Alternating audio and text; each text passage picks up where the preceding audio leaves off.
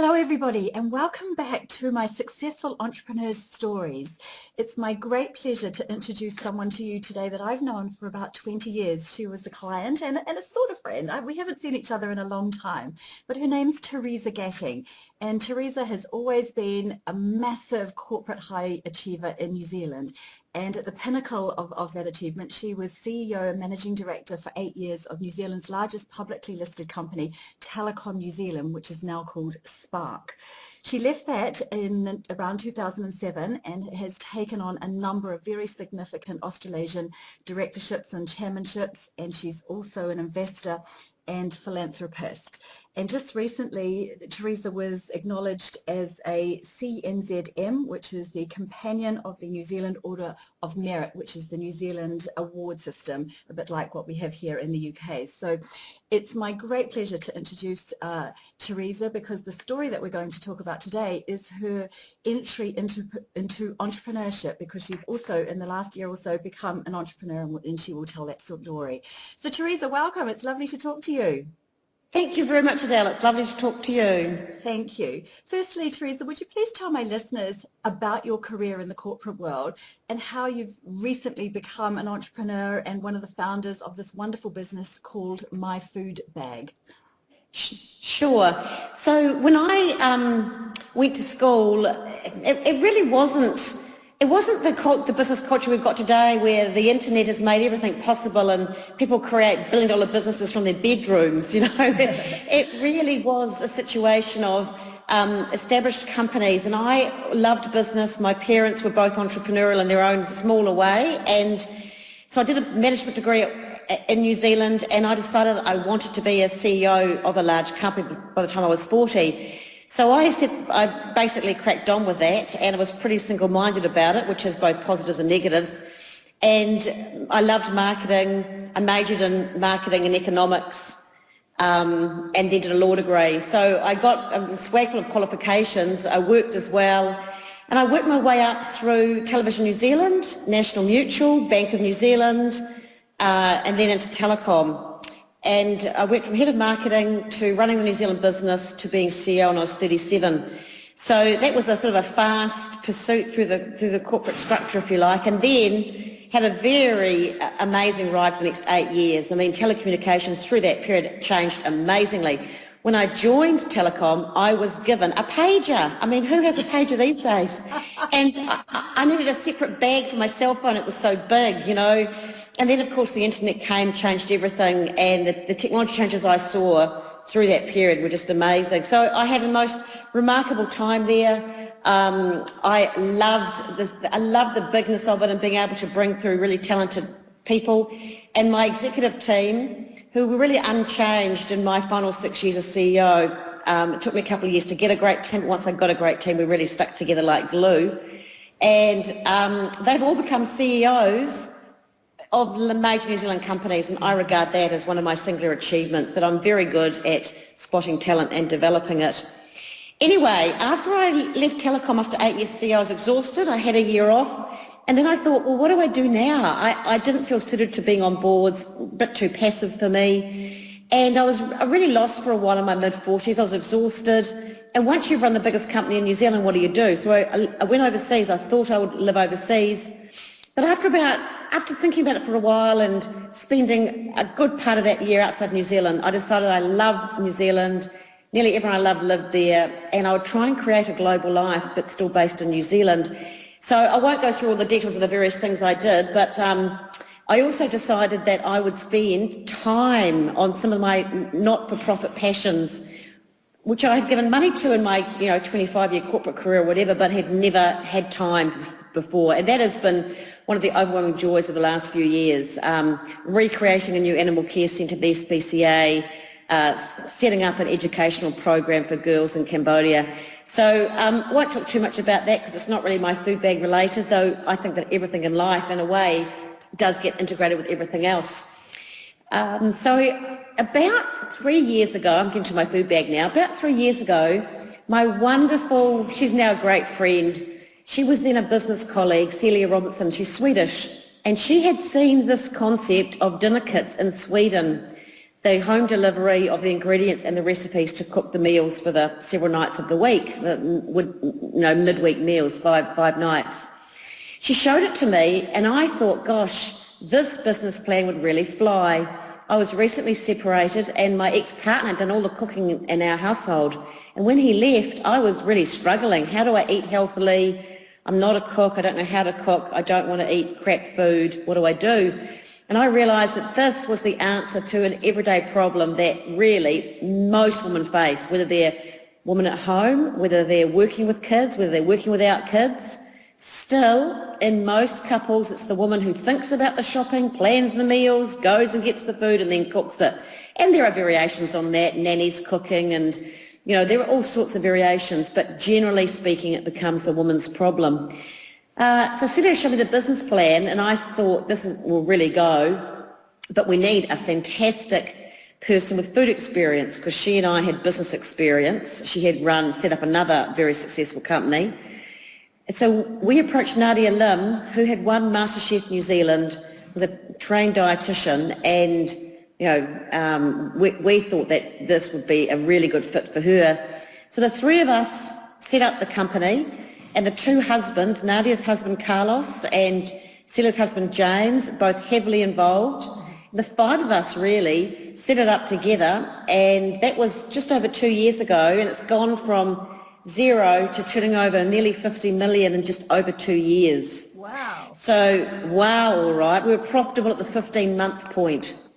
So, just amazing. And it's just grown and grown. I've still got quite a few other things going on. In fact, I've got a global product launch of another company I've been working on for 2 years next week. So this is not the only thing I'm doing, but it's the only thing I'm doing where I am actually working on the tools in the business and not just being an impact player, as an investor and chair. So that's the very brief story. Well, we're going to get into that story a bit more in a minute, but before we do, there are some phenomenal differences between working at CEO level of Telecom, a massive company, and a startup. So what are some of the unique experiences that you've enjoyed or had to work through in making that transition?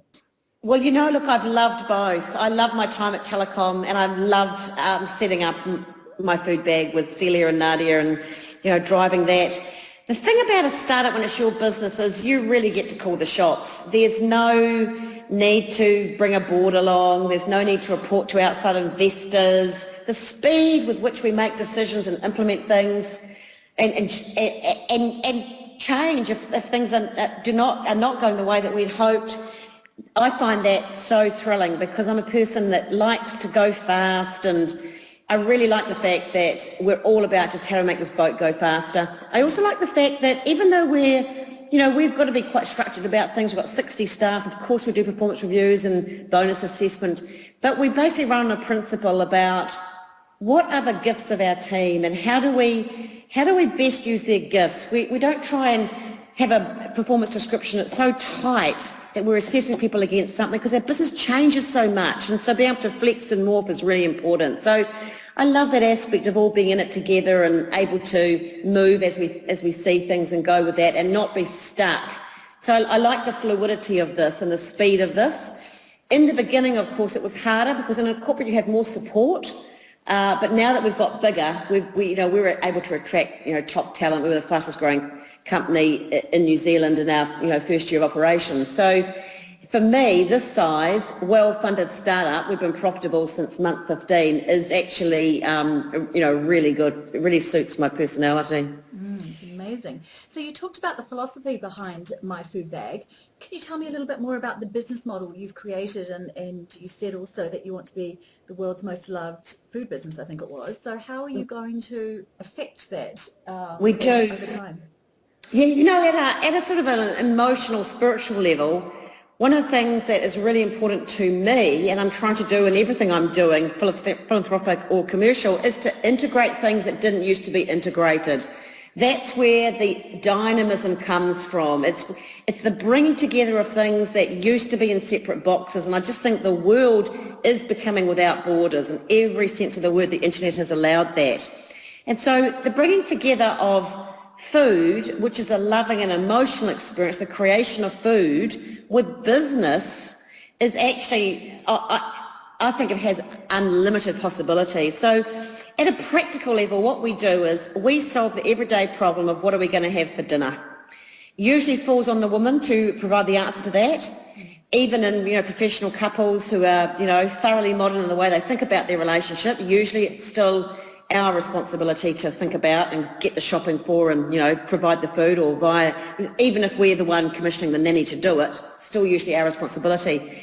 So at a practical level, we provide a solution to that because our ingredients are superb, all free range, organic where possible, totally sustainably farmed, locally, they come from the local areas, and we bring it together, put it together, the bag gets delivered at the time that you want on a Sunday or a Monday, and then you have your 5 nights or 4 nights of recipes and the ingredients all there.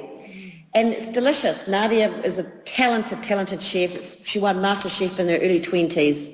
Phenomenal. We've now got a phenomenal test kitchen team because we can get the best talent. And so that's what we do at a practical level. We solve that problem, we take away stress, and we get love emails from our customers every week from women whose husbands are cooking with them, whose children are cooking with them, whose young children are eating more vegetables because we have 3 vegetables in every meal, cleverly disguised in a way that the kids will eat it. The special surprise and delight things we have in the bags around, Easter or Christmas. Just everything about the way that we make the customer number one. Our service team are completely empowered to do the right thing by the customer in the moment because we're delivering millions of meals. So occasionally you are going to have a problem in terms of ingredients. So the customer team is huge. On delivery day, we have people on Facebook, we have people following all the social media comment, we have a big team on the phones. We basically will respond immediately however you contact us.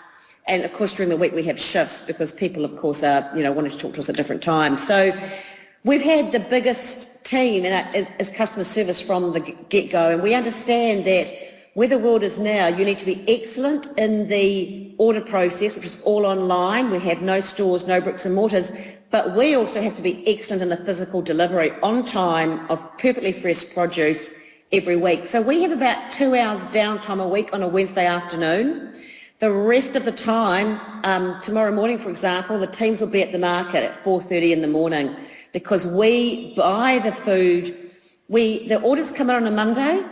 You subscribe weekly or fortnightly, but you can pause when you like. So we on Tuesday know how many orders we've got for that weekend. We buy the food at the markets on Thursdays and Fridays, and then it's packed on Saturday and delivered on Sunday. It is as fresh as it could possibly be, and that's what people want. So we take away the need to go to the different farmers markets because we provide it all of that quality to your door. Amazing. Now, New Zealanders are known for their do-it-themselves type attitude. So, you're telling me you're turnover 50 million, profitable at 15 months. But did you encounter any resistance at the start when establishing the business in terms of getting buy-in? No. I know this is hard to believe, but we didn't. Now, since then, I've had many men come to me and say, oh, I'm surprised that business worked. Like they confessed that they didn't think it would. But, as a woman, I always thought that it would, as long as we could deliver it brilliantly. You have to execute on it really well, and that requires, getting a fantastic team. But in terms of a concept, because, I'm in Sydney today, for example, the traffic was a nightmare getting to our test kitchen. I don't want to spend half an hour on a Saturday driving around Bondi Junction looking for a car park so I can go to the supermarket there. I just don't want to do that. Who wants to do that? Yeah. So, and I want to eat well. So I always thought that it would go as long as it was done really well. And do you have a typical demographic that My Food Bag is catering to? We've got 3 overlapping demographics. The first is families with young children where someone, usually the woman, has to put a meal on the table, pretty much every night of the week. And that is our biggest selling bag, the family bag. It's the biggest selling, but it's not the biggest selling by a huge margin, but it's definitely the biggest selling. The second biggest selling bag is the gourmet bag, which is restaurant quality, food for couples, 2 to 3 people. And then the third bag is classic, which is the most food. So some people are on this fortnightly, and that is for families with like hungry teenage boys. That is a lot of food. And those recipes tend to have more carbohydrates in them. So those are the 3 bags. And we don't have a lot of variety. We execute a simple concept brilliantly. And I think that is actually one of the secrets to the success of this business model. We don't try and be everything to everyone. So for some people it doesn't suit or it doesn't work, that's fine. For very, very many people it is the answer to their prayers. Yeah, I can imagine, absolutely. Being the one who deals with the food in my family, I'd be going for it if I had an option over here. So come on over to the UK, Theresa. What about competition in New Zealand? Is there much or any for what you're doing? There is some. It's embryonic though. I mean, like there are some niche operators in different cities. There are some retail stores who offer these high quality products who are now doing a delivery service. You know, they've got websites. And there are some people who are, you know, there's other Swedish people living in New Zealand who've set it up in their own local community. So, but it's not particularly well funded. Like it's not, we haven't got a huge competitor in New Zealand. And really, we've possibly been going for a while now. Nadia's very well known. We spend a lot of money on advertising and we deliver a great product. And it would be hard. New Zealand's not a huge market in a way. It would be probably quite hard for another startup to come in. I mean, if you were already a big company doing this as an adjunct and you already had a customer base, that would be one thing. But to start from scratch and build up to the scale we are in New Zealand would probably be quite a challenge. Okay. So you've recently entered the Australian market with My Food Bag. Yes. How's that progressing? It's going well. It's growing. All of our markets are growing. North Island, South Island, Sydney and Melbourne. There is more competition here, not just directly, but because there just are more options of healthy food, full stop, and it's a bigger market to get the message out. But we're starting to get some real traction and got all the building blocks in place. So I'm feeling very positive about Australia. The quality of the ingredients here is sensational. There's such a foodie culture, and the quality of what's grown and the standardisation. We actually have we have basically zilch quality issues in Australia. You know, the competition is tougher here. So in a way that impacts us at the retail level, but it benefits us at the wholesale level. Our ability to get the best quality of everything is actually easier here in some ways than New Zealand. And the delivery options, that's not proved a problem either. So the infrastructure here is really good. Brilliant. And what about key strategic goals for My Food Bag over, say, the next 2 years, perhaps including launching in this part of the world, maybe?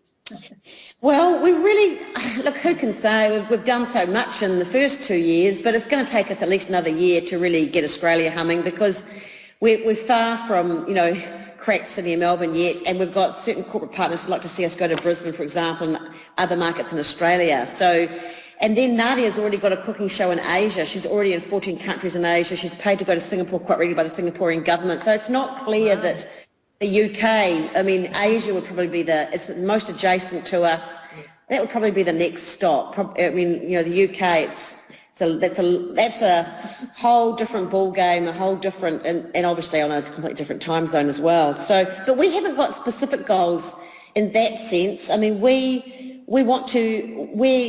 are very focused on growing customers and getting into other categories. Like I say, we just launched lunch boxes. And there'll be other things too that we'll be able to do around this basic theme. This is a global movement, really. This you know, cooking's cool, chefs the new rock stars. This desire to actually paddock to plate, know where your foods come from, you know, less additives, preservatives. This is not a trend that's going to go away anytime soon, and we just want to really be part of that and provide a solution in a way that actually, you know, brings a lot of fun to the business of food, as you know, as well as providing, you know, great quality. But like I say, we have a very deep sort of, we want to connect with our customers emotionally as well as practically. So Kevin Roberts has just invested in the company, and we welcomed him as chairman recently. Brilliant. And he, Saatchi's love marks. I mean, we've set out from the beginning to deliver so well that we get loyalty beyond reason. And because there are no barriers to entry in this model, in the sense that we don't own the warehouses, we don't own the delivery vans, we own the recipe IP, but we make a lot of that available online. What we have is actually a deep customer intimacy model where we've developed trust, and like I say before, we have a slick operation, but that requires people working at it every day and working together. There's very, very deep collaboration in this business between the people who are buying, between the test kitchen team, between the cooks at home who are trialling the recipes to make sure that home cooks can cook in the times that the chefs have said it takes to cook. And then feedback. We are not precious about feedback. We welcome it from everyone, our customers, our staff, even commentators in the stands who, we're relentless really. We always think we can do better.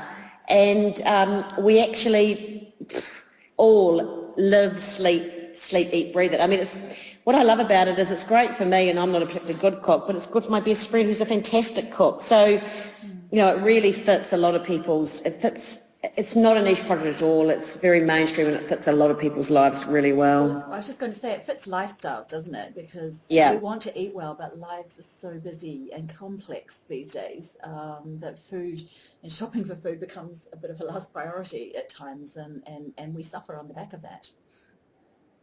Indeed, indeed. So do you and your fellow founders have an exit strategy with the business?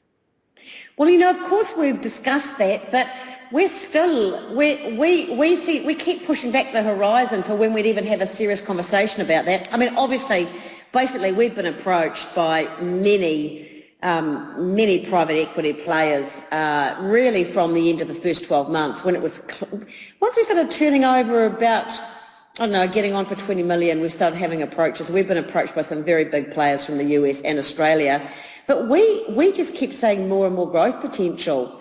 And so this would be an absolutely suboptimal time to even consider that. So we're pretty fluid and flexible about that. I mean, to be honest, I don't think any of us think that we will be doing this in 20 years' time. This is not, I'm obviously a couple of decades older than my business partners. I don't think they think that this is their retirement program in terms of they'll be doing this when they're, in their 40s. But we keep being surprised by how much enjoyment we get out of it, how much this matters to people. We took my food bag van to Waiheke over the weekend, and we've been delivering to Waiheke for a little while, but not in our branded vehicles. And it was just like the person just got clapped as they drove around the island. So, I know that sounds pretty amazing. It's rather quaint and rather Kiwi, but that's what happened. And in a way, it's a really interesting reversion, but done differently to the models that you and I would have grown up with. I mean, when I was a child, we got milk delivered to the door, bread delivered to the door. Then all that went away, and off you went to the supermarket. And now this is coming back to that, which is it can be very convenient. So very interesting, really, that it's a mixture of the new, the internet, and a mixture of the old, which is delivery to your door. Well, it's disrupting a very big industry called the supermarket industry, and that's really exciting too. Well, yes, it is. They're so mammoth that we're probably not even a blip on the radar. But eventually, this category could be a disruption to that, yes. Or maybe they'll maybe they'll shift and incorporate it in some way. Not sure. It depends how invested they are in bricks and mortar. But it's definitely already, I think, shifting supermarkets to provide healthier options. That we're just part of that wave, and they've seen that wave coming, and they're responding to that, and they'll keep responding to that. So this is really partly responding to that wave, and then partly responding to the need for convenience, which involves actually putting the customer first, not putting your products first. Yeah, totally agree. So what have been your biggest or most pleasurable business successes to date, do you think?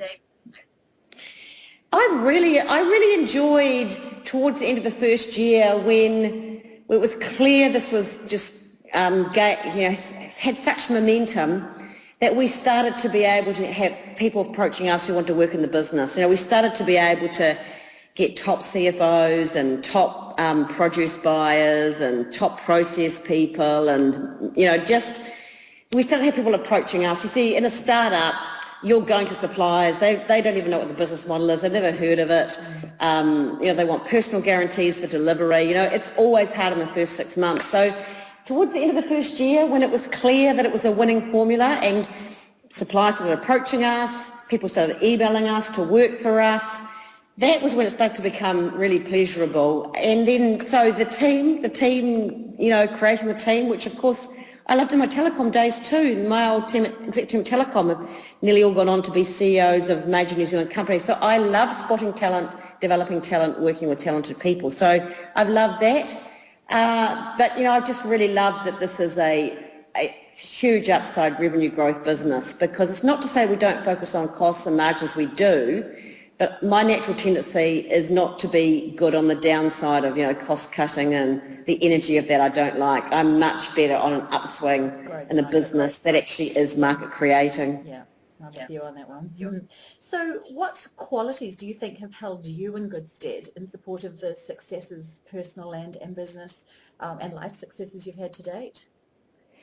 Well, I'm a very straightforward person. I don't play games. I don't think I'm very complex. I say what I mean and I mean what I say, and those are really basic values, but they do mean I can sleep at night. They do mean that people who worked for me 10 years ago would like to work for me again. And I personally am not a big fan of understanding your weaknesses and getting coaching for your weaknesses. I'm really about playing to your strengths. Understand your strengths and surround yourself with a team of people, whether you're an entrepreneur, whether you work in a corporate, who have other strengths, and together, you could be an amazing force. I think the energy of our time is collaboration, totally collaboration, and people whose ego doesn't allow them to see other people's gifts and wisdom, and that, together they can be better than any single individual, are really going to struggle, because this energy of collaboration is just going to increase.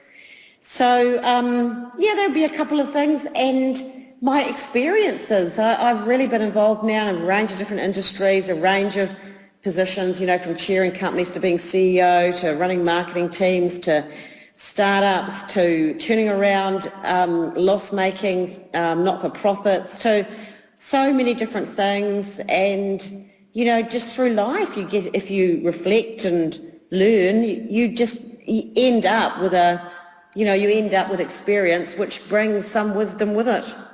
Totally agree. So with all those experiences that you've had, if you had, say, 3 pieces of advice to give a person growing a small business or someone about to embark on that entrepreneurship journey in a startup situation, regardless of the industry, what would that advice be? Well, the first would be, are you working in something that really works at a heart level for you? I mean, passionate's become a bit of a hackneyed phrase, but, ask yourself the question, when you were 10 years old, were you interested in this? Were you drawing sketches at 10? Did you love drawing, which would suggest being an architect's a great idea? Nadia at 12 wanted to be she wanted to be Jamie Oliver. She knew at 12 she wanted to do this. I don't think I knew I wanted to be a CEO at 12, but I was already in the debating teams and holding forth, and I knew I was a bossy pants at that age. So, go back to what you innately liked to do as a child before the world said, oh, girls don't do that, or boys don't do that, or if you're from the wrong part of London, you don't do that, or, what is it that actually you really, really enjoy? Because that is part of the fuel of the persistence you need for success in life, and certainly success if you're going to do a startup. You have to really love that thing that you're doing. And it doesn't matter, in a way, if you're ahead of your time.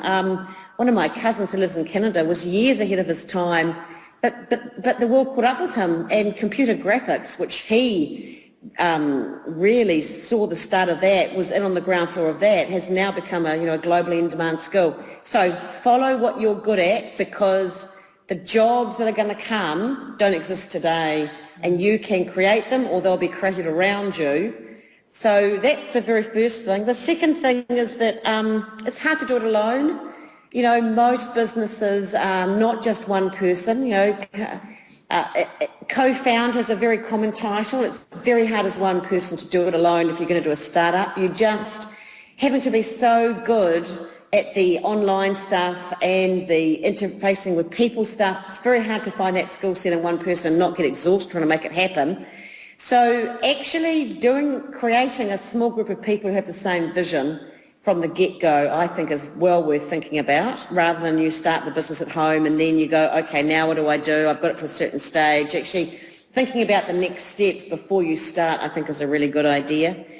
And then the third is that it's good to have goals, but it's also good to remain curious and just see what life throws up. And sometimes the byways actually turn out to be more interesting than the highway that you thought you were on. Yeah, totally agree.